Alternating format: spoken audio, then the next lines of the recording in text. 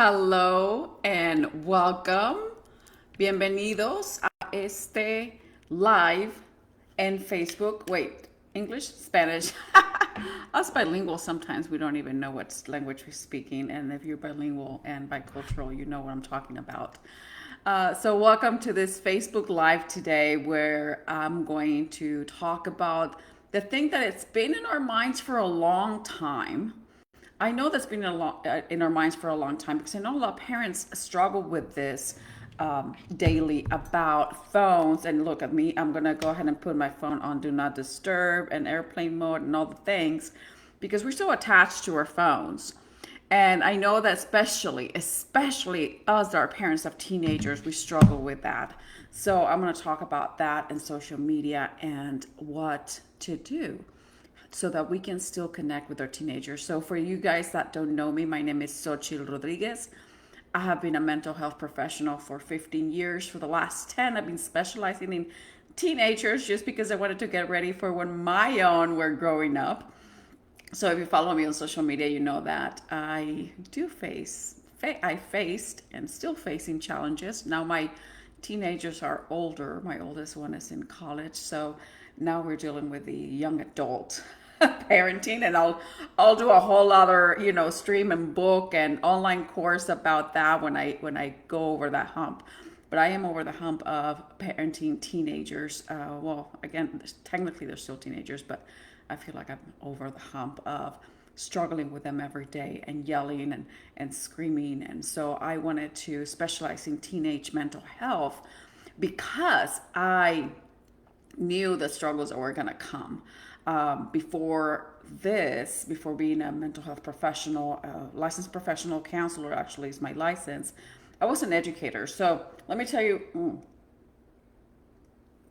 having some matcha to stay alert, my brain alert. So I started my mental health training about 17 years ago because my oldest was a baby. I just had her. And so when I started in mental health and doing my practicum and my internship and things like that, it was very easy for me to transition from being an educator to being a play therapist and focus on adolescents. So I had taught pre-K for 6 years. So I love young adults. I mean, young kids, 4, 5-year-olds. So I had a lot of experience with that. So I was familiar with that age group. I transitioned into play therapy right away. And I also so after that, after teaching 6 years in preschool, I went ahead and taught middle school and then I taught high school. So my last years of teaching were in high school, and this is where I also transitioned into teenagers. But the reason I'm telling you the story about me starting as a play therapist with 4 and 5-year-olds is because when I started my internship, as a play therapist, I would see young kids, 4, 5, 6, 7, 8-year-olds, come into my playroom. So I would have an office and I would have my toys around. And play therapy, if you're not familiar with it, is a method of utilizing a specific set of toys with very intentional purpose so that the children could come in, and because they're not able to express, to communicate their emotions and what they're going through and the changes in the life challenges that they're facing, they do it through play. And human beings, that's how we learn how to communicate our life when we're that young. So it's through play that we get to connect with our emotions, we get to connect with others, we get to relate in the playground and the sandbox and things like that. So it's through play that they're able to express. So I've always been fascinated by that methodology of play therapy. So like I said, 15 years ago, children would come into my playroom and they would see the toys, they would get excited. Now, none of these toys had any purpose. They were just specific to like families and animals. And we, like I said, very specific toys with a lot of intention. And so as a play therapist, you observe their play and then you kind of connect to what they're going through. But if you have been through therapy, you understand that it's not necessarily about what I am able to catch on, but it's about what you're able to express. So children will come in and play 45 minutes, and it was amazing. So I was fascinated by the way that they played.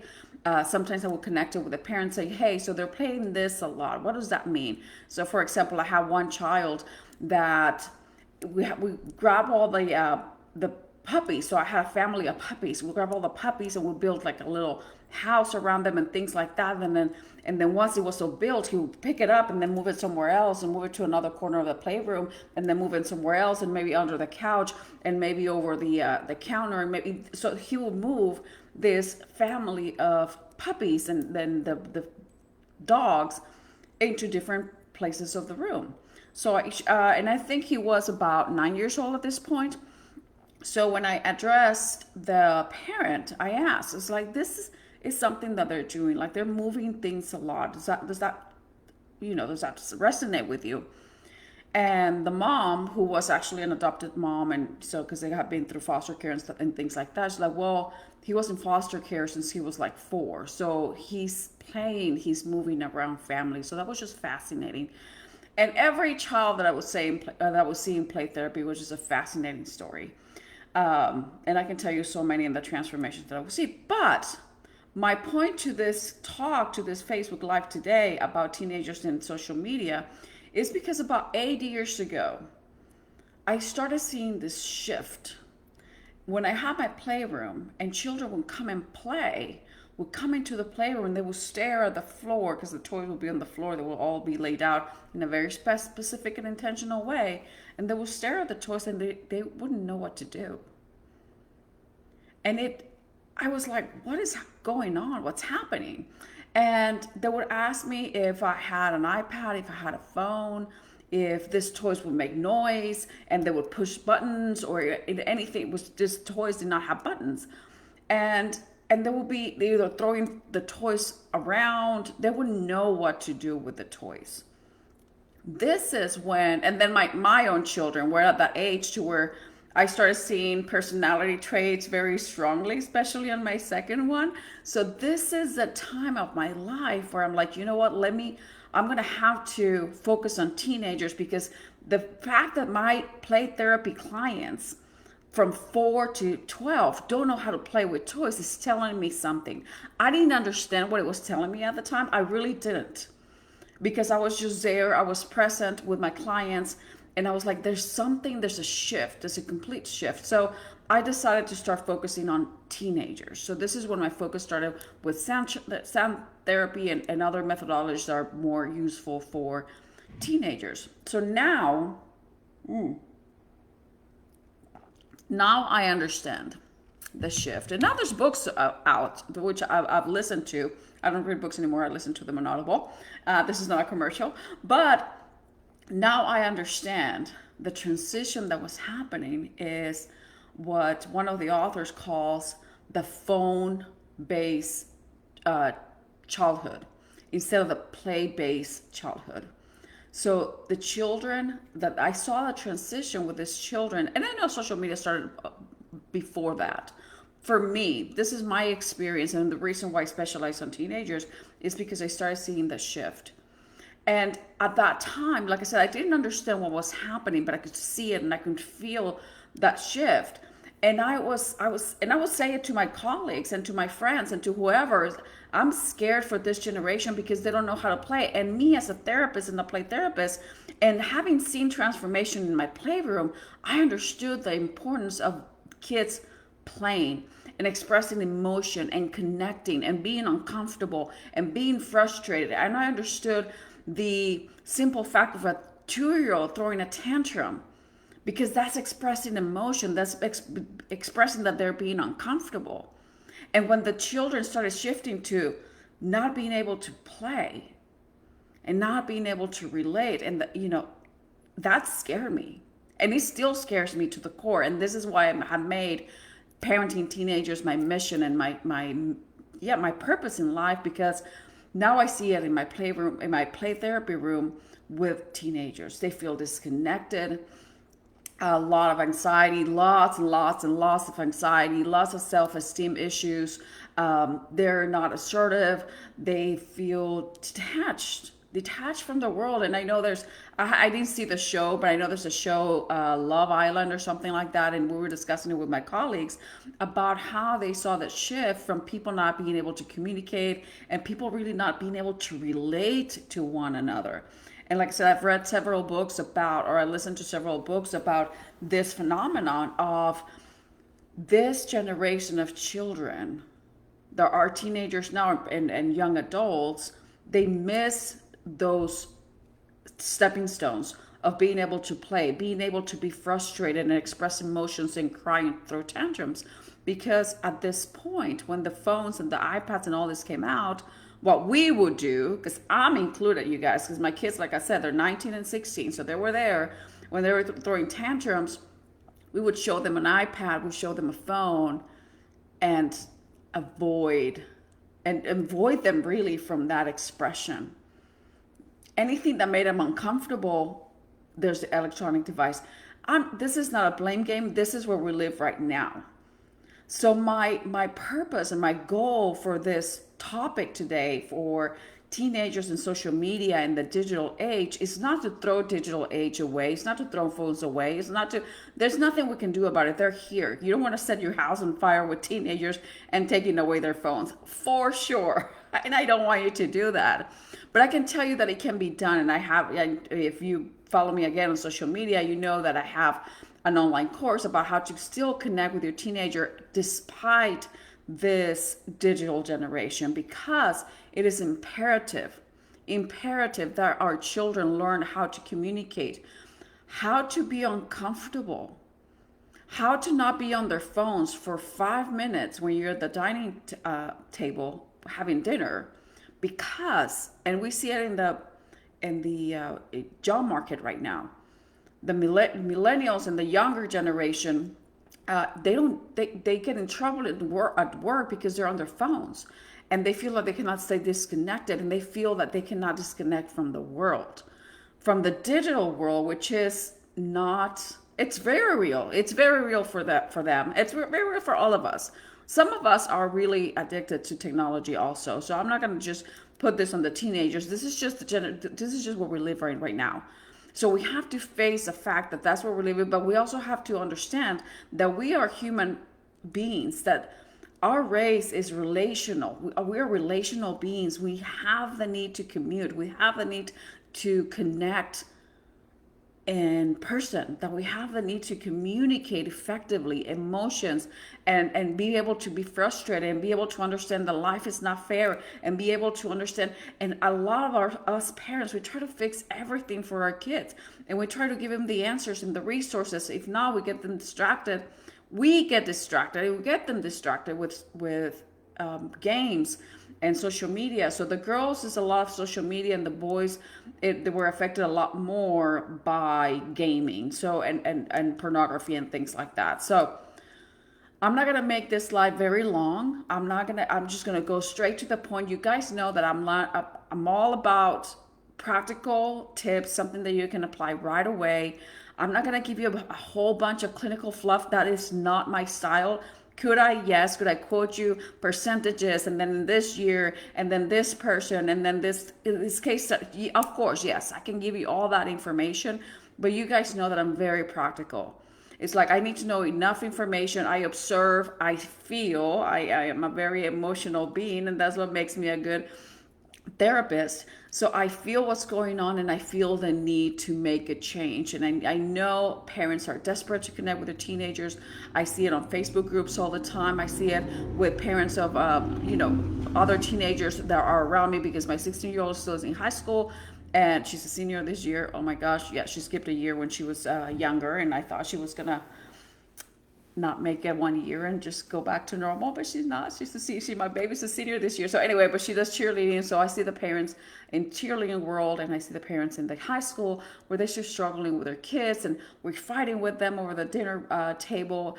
And do we allow them to have more screen time? Do we put parental controls? Do we do this? Do we do that? There's a lot of questions around this. I'm going to give you 3 simple, practical tips that you can do this. I can give you a million, not a million, but I can give you 10. But I'm going to give you 3 that I think that can make a huge difference in the dynamic that you can have with your teenager for them and for you. So, my Friends Cup, if you're my generation, that's the best sitcom in the world to this day. So anyway, so 3 tips to help you navigate the digital world. Like I said, I can give you the side effects or the brain, the neurological and cognitive effects of social media and staring at the phone, and why they're not playing outside, and how they not feel safe, and that the unconscious damage that we're doing when we're tracking them on on what is it called, P360 or whatever, that tracking app, which I do have with my children, but I've created some certain boundaries so they still feel like they can be safe on their own. So like I said, I can give you a lot of information about that, but I'm going to give you 3 tips that it's going to help you connect with your teenager and not set your house on fire. And just, this is the baby steps that you can take so you can still connect with your teenager, and you teach them to be assertive. And this is going to boost their self-confidence. This is going to boost their communication skills. Talk about winning there, because who doesn't need better communication skills? I know I do, and I do this for a living, right?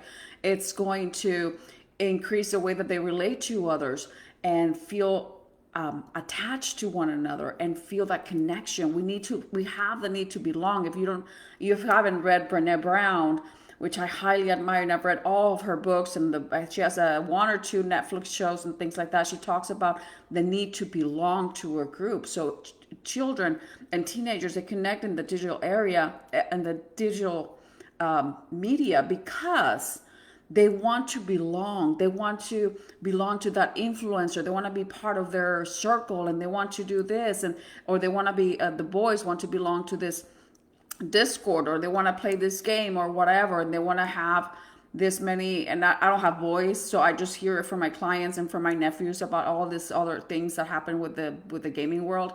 But we have a innate need to belong somewhere. So how can you make your child feel like they belong with you? Because let's face it, nobody, and we know this as parents, and I know our parents said it to us and we didn't believe it, but now we're parents, we're like, oh yeah, that was true. Nobody's going to love them the way that we do. Nobody, especially right now when, they're still growing and they're still figuring out their lives. Once they have partners and that's a whole other story. But for right now, we know that we want to protect them. We know that we love them, that nobody's going to love them more than us. But we have to show them the type of love that's going to embrace their personality, is going to make them more assertive and build their confidence. Teach them that being frustrated and life being unfair, it's okay. It's okay to be uncomfortable. Because guess what? You're going to go into the workforce, and some things are not going to be fair. Some things are not. And I'm saying in general, you and I know, we work, and we know that there's some things that are unfair. There's some things that are frustrators. There's some coworkers that you cannot stand, or that they have this, or they got that promotion and you didn't get it and you deserve it more, and all these things. And how do we cope with these things? Some of us just build more businesses and do more stuff and dig into work, and some of us, we have very different coping skills. But I've seen young adults as my clients that this kind of tears them apart, because they never lived that. Because one, they have lived in the digital world where they don't have to face this type of frustrations. So once they go into the workforce, they have to actually socialize, and they have to understand the dynamics of working with other individuals. Because even with families, like my family is Mexican. If you don't know, I grew up in Mexico up until I was 20 years old. So we're very tied together, and we have all the quinceañeras and the parties and stuff like that. And you were forced to play with your cousins. You were forced to play with your mom's friends' children and things like that. And you were play outside and, kickball, or we'll kick a can. And I don't remember the name of that game. But anyway, so you were forced to interact with other individuals, necessarily the ones that you chose. Our children today, they don't know what that is. They don't know what that is. They don't understand what it is to interact with other cousins and actually have to relate, to make conversation. I can tell you this other story about, and this is going to be quickly because I know you want your tips. But I'm going to tell you this other story about this. And I had two very severe cases of this, but I'm going to tell you the one that I had that, about four years ago. The other one was before that, but it was this child. She was about, I want to say between 9 and 11 years old. I think she was tall, but she was young in age. And she would come into my playroom, and so at this age I would do like a combination of art therapy, play therapy, sound therapy, just because the age is that age is a little different, so they wouldn't necessarily play with toys. But every conversation, every prompt that I would give her, any toy everything was related to this cartoon that wasn't very popular at the time. I want to say it was Encanto, one of those, or Rapunzel, or one of those cartoons. Every conversation that she had out of her mouth was a line from that movie. I want to say it was Encanto, because I never watched Encanto, because I could not watch Encanto, because I listened to this little girl say lines from this movie over and over and over for weeks, 45 minutes every week for weeks. And I addressed it with the mom. I was like, we have to make some changes at home. Like, sometimes this little girl on the weekends will watch this movie 9 to 12 times on a weekend. And that's all she would watch. And I had another girl that everything that she related was related to, what's that app that kids play, that there's a bunch of games in there, whatever that is. And all she would relate to was like everything was about the game. And so, and these are severe cases. I know most of your children are not like that. Like I said, my children were not like that. My children grew up with phones in their faces, just like everybody else's. But I had enough training and understanding of what was happening to where I still sat on the table with them and had conversations, and they're so used to having very hard conversations with their mother, because that's just the kind of mother they have. So we will talk about feelings, we'll talk about sexuality, we'll talk about politics, we'll talk about things like that, just because I was engaged enough in this field that I understood that part of development. And I was already reading Brené Brown and the Needing to Belong, so I put him in sports and extracurricular. Those are some of the things that I address in my online course. So the 3 tips right here. Number one, try this. If you already do this, maybe on one sense, try others and other instances in your life. So I want to say, for dinner, if you guys have the opportunity to sit down for dinner every Monday through Friday or Monday through Thursday, and then maybe Saturday for breakfast and Sunday after church, whatever you guys' routine is, 1 hour a day.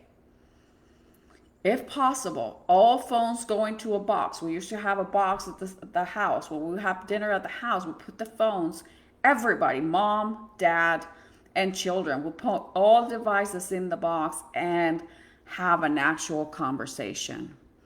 If a phone beeps or dings or vibrate, whatever, nobody gets up. And this is where I stress the word nobody, because a lot of us adults, we're like, well, because I'm adult, then I can do that. Then I can go check on my phone. The children are learning from you. So model that behavior, model that connection, model the conversation, model the communication skills, model the need that you have to belong with them too. All phones away. Nobody touches them for an hour and a half. And if I follow some of business people that are kind of millennials and younger age, that have built businesses and have built, very big things. And this is something that is very interesting they have in common. That's something that they practice at their house. At dinner time, they put all the phones away. This builds creativity, builds connection, builds self-esteem, a sense of belonging, a sense of all the things, just by doing that. I understand a lot of us, because I know at some points we couldn't do that, because one had cheer, one had theater, dad was training for an Ironman, and mom was trying to do this, or to handle everybody's schedule and things like that, or I was going to school, or I had clients too. So we were all, so if we didn't have the opportunity to do that, but I had to drop off and pick up the girl from school, phones go in my purse, both on vibrate, nobody touches the phone, let's connect. And sometimes I needed to relax. I'm not gonna lie to you guys, I'm human too, and I'm not perfect, and we have to survive. And I would come from work and I would see clients, go pick up the girl from cheer, and all I needed to do was like kind of quiet time. The good thing is that my youngest one is an introverted too, so for 10 minutes we would just stay quiet. I would drive and she would stare at the window because we just needed that quiet in our minds because both of us are kind of introverted. And then the conversation would start. So be patient with that connection. Now my oldest, she's completely an extroverted. So if it was her, it was a whole other story. So she would get into the car, put phones away, and blah, blah, blah, and she would start talking about every single aspect and detail of her life. And I would listen.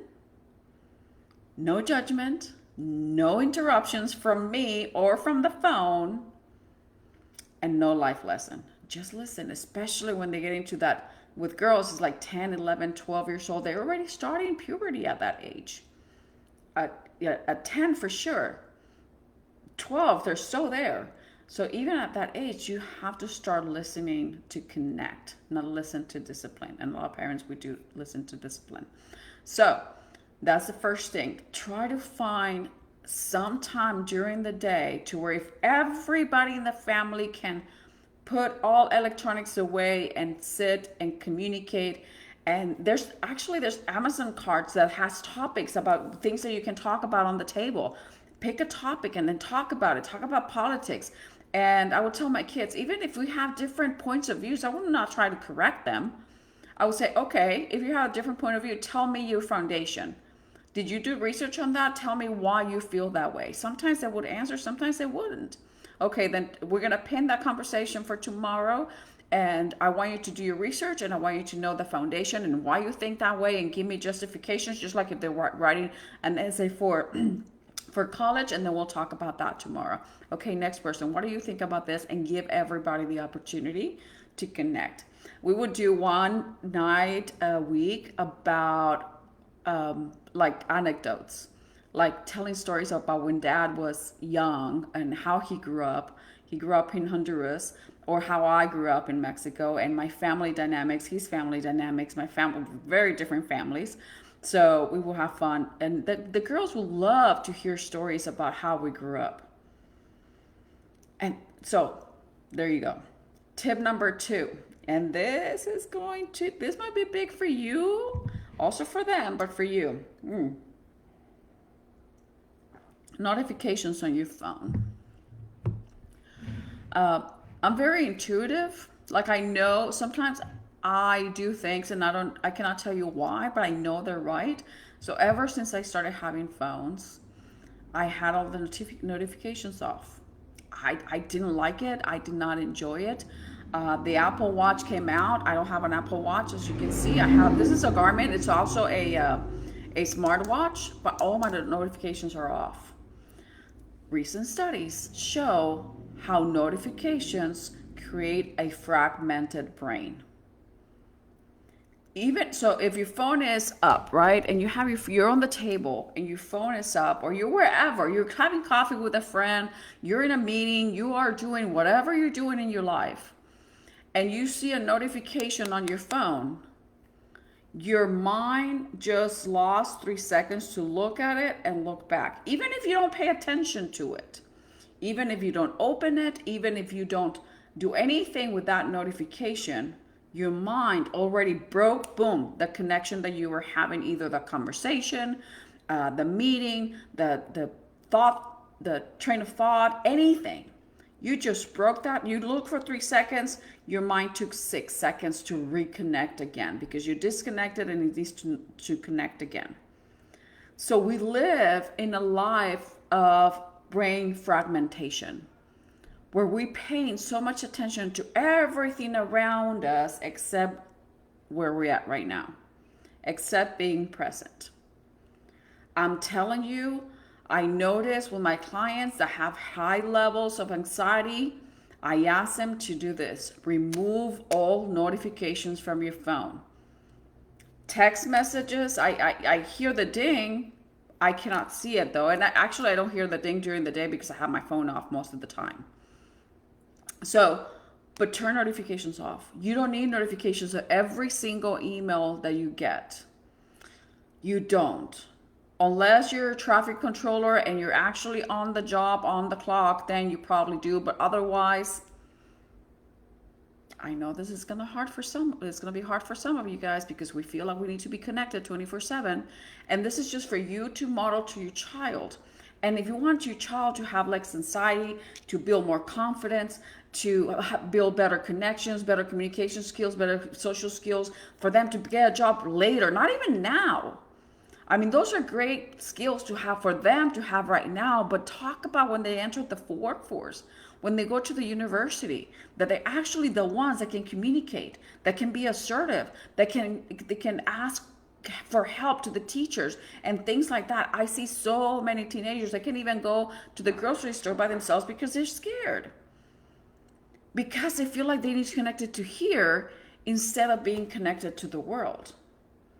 The simple fact of removing notifications reminds us that there's a world, there's a present that we need to stay connected to. If you're on the clock, my ex-husband, my girl's dad had his own business, or he still has his own business. So, but my ex-husband was very aware of, if he doesn't answer the call, he doesn't get the job. Get it. Some of you are on that too. Some of you are realtors. Some of you are, different businesses that you kind of need to be connected. Find some time that you check. So the time that you check your notifications, have them off. But then it's like, okay, I'm going to check them every 30 minutes. That way your brain can focus for at least 30 minutes, which is very minimal. But that is a huge thing. Have your kids remove notifications. They don't need to know every time Snapchat or TikTok or their friends, they send them messages through these apps. They don't need to know every single second. The more that they feel like they do, higher levels of anxiety, higher levels of depression, higher levels of disconnected, they feel detached to the world. It's such a simple thing. And some of us adults are the ones that need to start with that and model that for our children before we ask them to do it. And maybe, okay, some of our children are like, I know mine is like Snapchat or whatever. Maybe have some of the friends notifications on, some of the friends notifications off, but you don't need to be connected all the time. That is a huge that's going to make a huge difference for your kids when they don't have to get notifications all the time. And they sorry, I was trying to figure something out here on the computer. They don't have to have notifications all the time, and they can actually connect with the person that they have in front of them. So one last tip that I have for you is engage with your kids in their digital world. Engage with them. Ask open-ended questions. Oh my gosh, I did another, did I do I didn't do a live, I did a class, or I did some kind of event that we talked about AI and teenagers or AI and children and stuff like that. And a lot of the moms were very concerned. I think it was a private group. And because they're like, no, I don't want my kids to use AI. I don't want my kids to use AI. I don't want my kids to use Snapchat. I don't want my kids to use. They're using it. It's there. It's not going anywhere. It's like, I don't want my kid to use the internet like 20 years ago, when it was coming out for us. It's like, it's there. It's going to happen. Trying to tell them not to do it is not going to do any good to you and the relationship that you have with your child. Because if you tell them no, they're like, well, I just have to hide it from my mom better. That's what's going to happen. Let's face it. And I know it because they tell me here in the therapy room. So engage with them in the digital world. If you don't understand AI, ask them, hey, how do you use ChatGPT? What do you use it for? What can we ask? Can you teach me how to use it? For healthy recipes, for, finding a shelter for a cat, or I don't know what you're looking for. Like I use it for, I use it for everything now, but ask them. Don't tell them what you use it for. Ask your child first and listen and ask questions about what they use it for. Snapchat. I know I did that when my kids were younger. I don't use Snapchat right now, but like show me, how do you use it? What is it for? And then ask questions about it, and also ask questions about, hey, after, is there anything that makes you uncomfortable online? Nobody asks kids that question because we just assume that they're kids and they know everything, and this is the world they live in, and we cannot take it away because God forbid, and things like that. But ask your kid, does anything that you see or you hear online stress you out? Do you feel overwhelmed? Is anybody mean? How are they mean? People are mean out there, you guys. And our kids are seeing it. And that world is so overwhelming. Sometimes we try to protect our kids so much from the real world with the P360 that we're tracking them. And no, you can go outside because it's dangerous. And no, you cannot ride your bike because it's dangerous. And no, you cannot go there by yourself because it's dangerous. And we protect them from this world. This is as dangerous and overwhelming for them. This is a whole world here, you guys. So that is very overwhelming for them. So ask your questions. What makes you uncomfortable?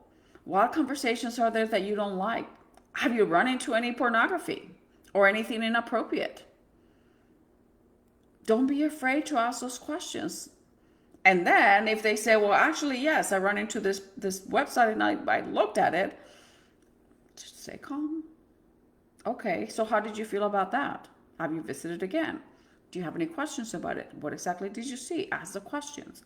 And I know that I have a lot of training in this, and I was a forensic investigator before, so I do have training on, talking to kids about sex and sexual abuse and pornography and all kinds of things. So you may not be as comfortable, but I'm just saying, open the question because you're the expert. They're looking at you as the expert.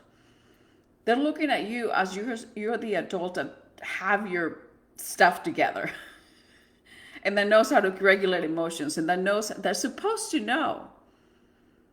So those are the 3 tips for the digital world. But the last tip that I'm going to give you as a parent, tell your kid, I don't know everything. I'm still struggling to regulate my emotions. I still get upset. Sometimes I still have anxiety. And if you do, ask for help. Ask for help. Do your own work. Find your own therapist. Go running. Go do whatever it makes you feel better. Go do whatever the thing it's going to make you heal. It's going to make you feel connected. And these 3 tips I'm giving you for your teenager, but I'm giving them to you too. Because as adults, I see a lot of executive anxiety, which we just work and work and work. And I'm kind of guilty of that. My therapist will tell you. Because we want to work so much so that we avoid emotions, we avoid relationships, we avoid the house, or we avoid the husband, or we avoid whatever. So we fill our schedule with things to do. We fill our kids' schedule with things to do. And so these tips are not only for your children and for your teenagers, for your young adults, but for you, even if you have adult children. This is for everybody, but especially when you want the teenage years, or the years that your teenagers is forming the brain and the front lobe is developing. So this is the important part about being at this age, where this is the age they're going to learn, or they're learning about emotion regulation, about communication skills, about those abstract skills, socialization and things like that they don't get to, like, during, when they're younger. Yes, they're learning socializing, they're learning play and things like that. They're not learning socializing through communication, through interaction, through collaboration. This is the age, the teenage years, this is the age they're learning that. So that's why it's so imperative to start doing it at this age. Never late and never too early. So what are the 3 tips? The first one was to, what did I say, you guys? Disconnect for 1 hour a day. Disconnect for 1 hour a day. Dinner, car ride, find the time, go for a walk. Exercise for you, exercise for your kids, get you some fresh air. Get out of the house, get out of the digital world, for you and for them too. So tip number 2, turn off notifications. We're really not that important. I know some of you we're not ready to hear that, but we're really not that important. And you know, I am the person that I don't like the bubble. I don't like on the text messages, on the email I give it up because it's like 50,000 something emails. But on the text messages and the calls and the notifications, like I don't like the bubble. I know. But we don't have to react to everything right away. Remember, we live in a fragmented brain society where we are so disconnected because we get so distracted. And notifications is the number one. If you have an Apple Watch or a smartwatch like mine, turn off the notifications from your watch. For me, it's so rude when you're talking to somebody and they're looking at their watch for a notification of a text message that maybe they can answer later, and they can look on their phone later. I know, smartwatches are good, and we're attached to them. And oh well, I need to. But do you really need to see it right away? Do you really need to interrupt the conversation that you're having with your friend or in a meeting? And can you really afford to disconnect from a presentation that you're giving in a job, or you're selling a job, or you're selling a project or whatever? Can you really afford to be disconnected from your brain for 6 seconds? And then what if you lose your train of thought? So I don't want anybody to feel bad, but you know, it just kind of in perspective. Like we were raised and we were fine without notifications of life. And number 3, stay engaged in your kids' digital world. Ask them questions, ask open-ended questions, listen, find the time to connect with them. They live in this world, we live in this world. They know way more than we do about technology, about AI, about everything that is happening. ChatGPT now has an agent, you guys. I still have to explore with that. I am so going to do that. So let's say update it for our sake and for their sake, and just ask them questions. Hey, I impressed my kids yesterday when I told them that ChatGPT now has an agent, and you can do that on ChatGPT, and you can connect things, and I told them what it could do, and they're like, oh wow, I didn't know. Now I'm the expert.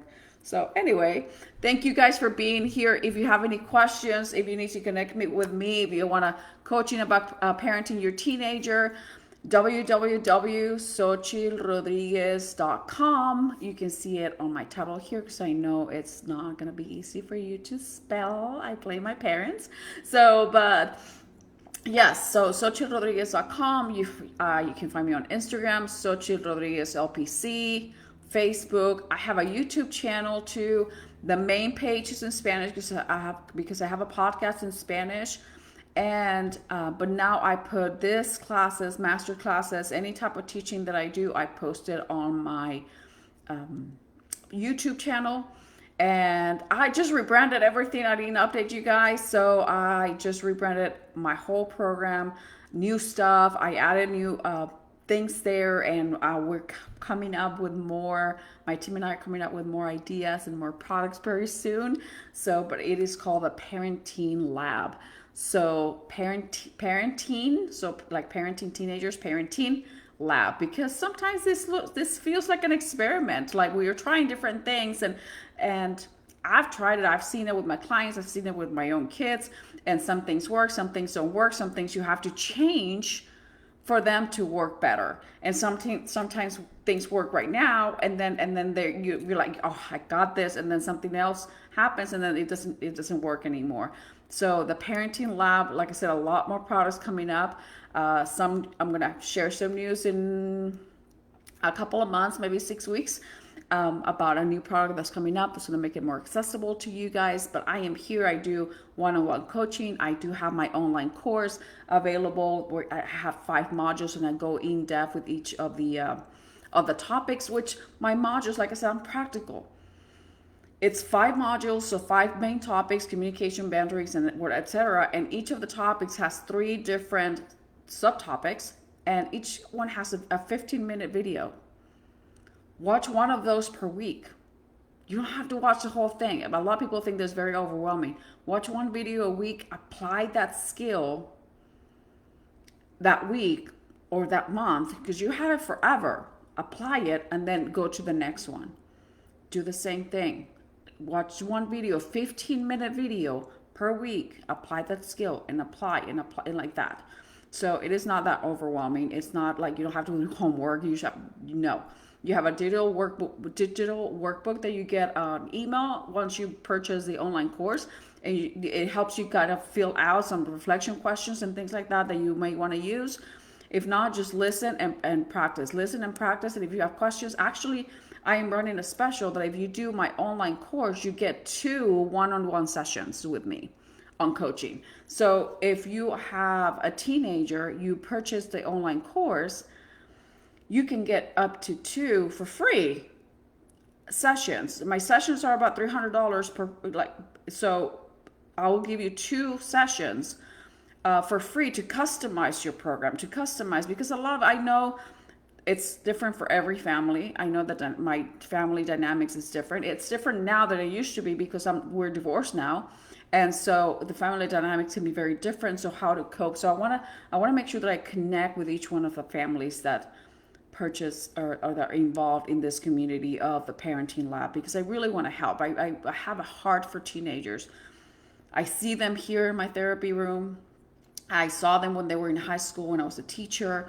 I see them with my own kids, with their friends and things like that. I have a heart for teenagers, and I know families, we need help. And it's okay to ask for help. It's not just a stage in life, you guys. Teenage years are not just a stage in life. This is where they develop the frontal lobe. This is where they develop the social skills, the communication skills, emotional regulation, and all these things that they need to be assertive, intelligent, independent adults. And this is our job as parents. So extremely, extremely important. So you know how to connect with me. If you have any questions, if you have any suggestions, if you think anybody can benefit from this and they have teenagers, send them my link, send them this episode, send them my website, send them any information that they might need so that they can be successful as parents of teenagers. Thank you guys for connecting, and I'll see you next time. Stay tuned for the topic that I'm going to do for next month. The end of the month is going to be, so it's going to be the Wednesday of, or maybe a Monday next month, Monday, the last week of the month. That's when I'll release my next masterclass. Send me topics if you want me to speak about a specific topic, and I'll be more than glad to address it. Thank you guys. Next time.